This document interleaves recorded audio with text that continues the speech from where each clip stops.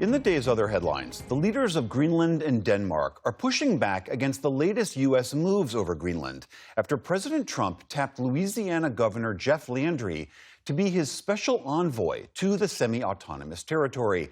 Writing on social media, Governor Landry thanked Trump for the post, writing, quote, "It's an honor to serve you in this volunteer position to make Greenland a part of the U.S." Greenland's prime minister and his Danish counterpart released their own statement saying, quote, "Greenland belongs to the Greenlanders." And Denmark's foreign minister says he'll summon the U.S. ambassador. Out of nowhere, there is now a special U.S. presidential representative who, according to himself, is tasked with taking over Greenland. This is, of course, completely unacceptable.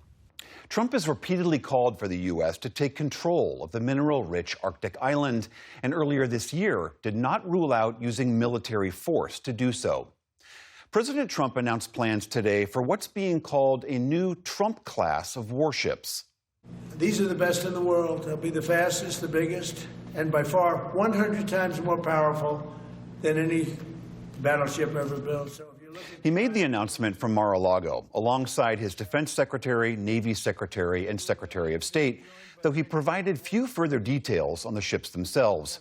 Trump has long been critical of the Navy's current ships. This comes as the administration is increasing its military pressure on Venezuela. U.S. forces have already seized 2 oil tankers in the region, and the Coast Guard tried to intercept a third one this past weekend. Russian investigators say a car bomb that killed a senior Russian general in Moscow today may have been orchestrated by Ukraine. Funil Sarvarov was in charge of training Russian troops for the country's war in Ukraine. His death is just the latest involving a senior military official inside Russia itself. Authorities in Kyiv have yet to comment. And the killing comes after U.S. envoy Steve Witkoff described talks this weekend between Russians and the U.S. officials as, quote, productive and constructive, though there's been no clear breakthrough on a path to ending the war. Back in this country, Jim Beam is pausing production at its main distillery in Kentucky for all of next year. The country's largest bourbon maker says it will use the time to, quote, invest in site enhancements at its Clermont facility. The pause comes as the whiskey industry copes with tariff-related uncertainty, plus a declining rate of alcohol consumption across the United States. Jim Beam, which is owned by Japan's Suntory Holdings, says its bottling and warehouse facilities at Clermont will stay open, as will another distillery nearby. The online grocery shopping platform Instacart is ending its use of pricing based on artificial intelligence after reports that some consumers were being charged different prices for the very same goods.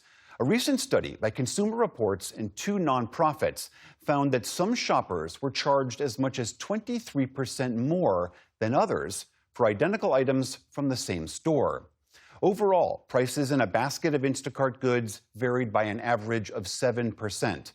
The company argued those prices were offered randomly and were not based on personal information about the customers or demand. On Wall Street today, stocks posted decent gains to start the shortened holiday week. The Dow Jones Industrial Average gained more than 220 points. The Nasdaq added more than 120 points. The S&P 500 ended just below its all-time high. And the nation's oldest national park ranger, Betty Reed Soskin, has died. She joined the service in her 80s and went on to help create a California park dedicated to the World War II icon Rosie the Riveter and the work of other women on the home front. And this is why, 85, I became a park ranger, because you guys had forgotten all that good stuff.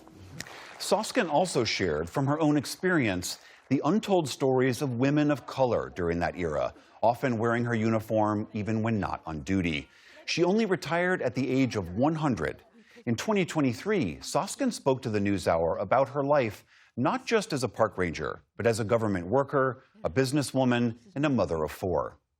I never really dreamed that there were so many parts to me. I don't think I'll be remembered as a park ranger. I want to be remembered as Betty. In a statement, Soskin's family said she, quote, led a fully packed life and was ready to leave. Betty Reed Soskin was 104 years old. Still to come on the NewsHour, a major Netflix deal prompts concerns among Hollywood's creative community. Tamara Keith and Amy Walter break down the latest political headlines and how Israelis celebrated Hanukkah in this fraught time.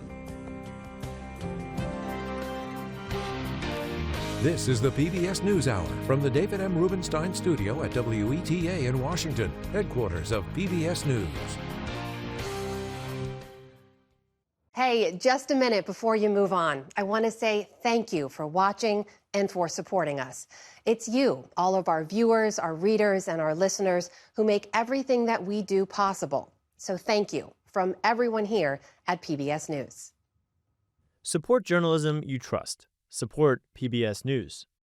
Donate now, or even better, start a monthly contribution today.